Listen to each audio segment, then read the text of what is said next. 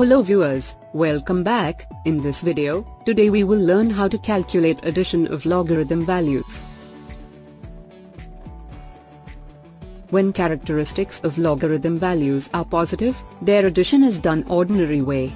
For example, log 4.8973 plus log 2.3954 is equal to log 7.2747.